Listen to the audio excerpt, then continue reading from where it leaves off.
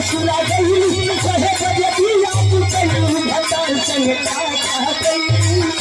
भतार संग का कह कई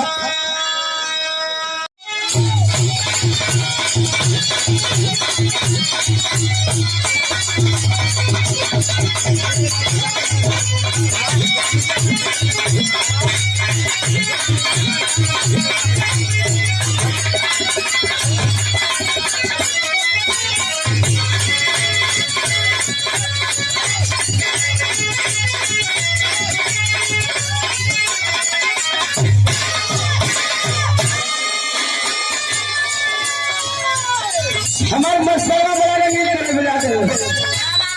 सुना खोलो लड़की खबिया भलू ससुरे गई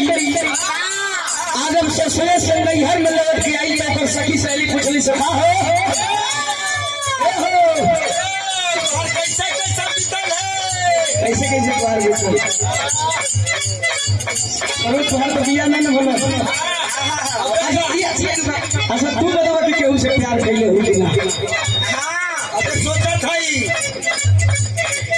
एक बार बता दी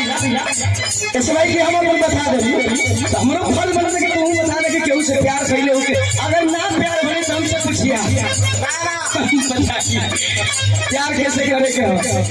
लड़की ओकर सखी सहेली पूछली सखी का हो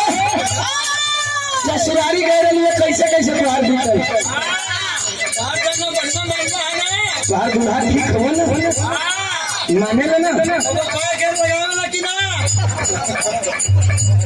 बहुत बेकार आदमी हुआ अच्छा तुम बैग गेर कैसे लगावत हुई तुम बैग गेर लगोगे कि ना इनकर बैग गेर इनकर बाबू लगा देले मतलब हम बिहार में कौन बैग गेर लगेगा अपने से पकड़ाए वाली काम करे ना अच्छा था देखा मेहरारूओं का खूबी अलग अलग होले मनोज जौने का दुल्हा मान रहे थे तो उतनी चुनहा के बोली मुझे स्वीकार है बड़ा चहुआ पे चले भिका बात होता ढेर दुल्हा ढेर माने लगा जब कैसे कही पूछने चुरुगुदी आज हमने कहना कारत रही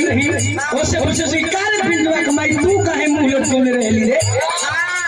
तो कहीं की जान हमारे कौन मत क्या बगल के छोटे से भी यहाँ का हम कुछ जानते नहीं कर ये मुझे आती है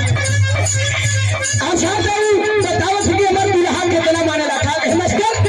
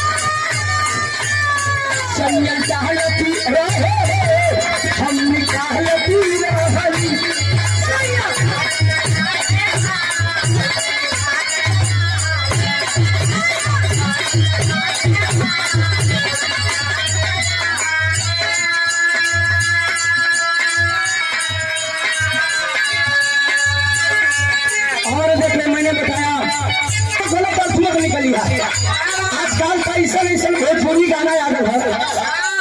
कि साला गाना से बेकार होकर पोस्टर बनवा देते हैं कुछ दिन पहले एगो गाना रहे कि लगा रही चोलिया के हुक राजा जी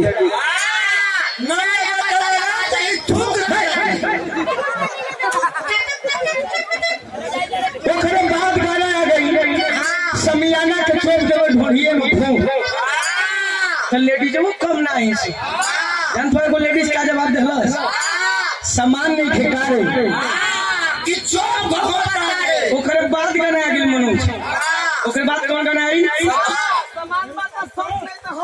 हाथ पीछे से गाना आ गेल ए भैया बड़ी बड़ी गाना के एक लाइन वही में कहलो सौस मास्टर का कहे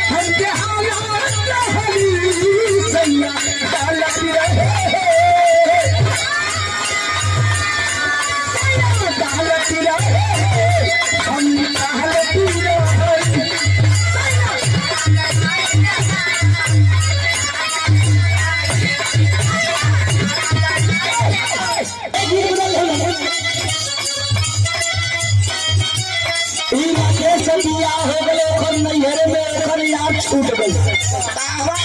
आज जब छूट गए तो ससुरे से लौट के आई तो वैसे पूछा था कि करे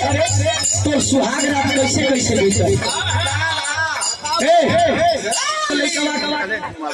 ससुराल गई तो कैसे कैसे जोर बीतल कैसे सुहाग रात बीतल का पूछना सर